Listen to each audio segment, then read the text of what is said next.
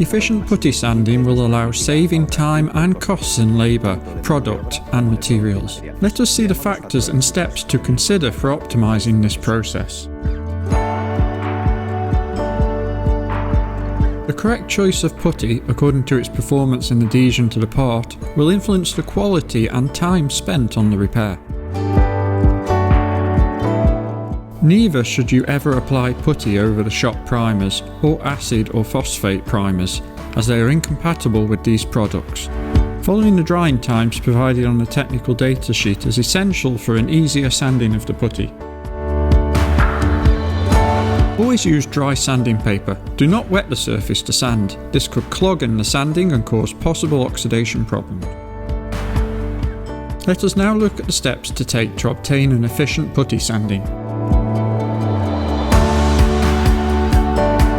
Rotary orbital sanders will achieve high quality work in a short time.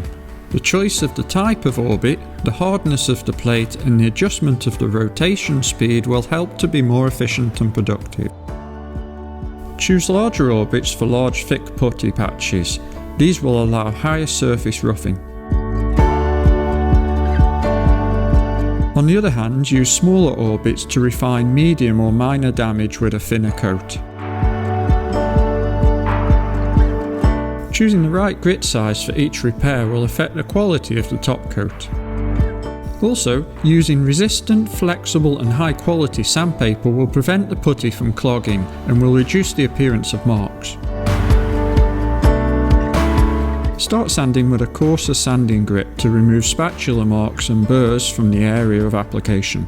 Try to adjust or control the pressure and the sanding speed by keeping the sander flat and parallel to the surface.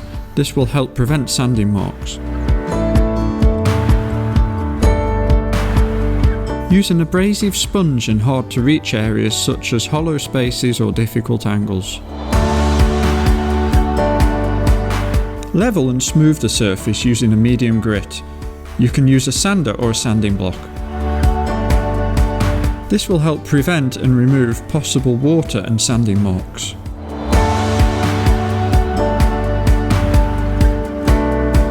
Change the grit to refine the putty and prevent the appearance of sanding marks on the top coat paints.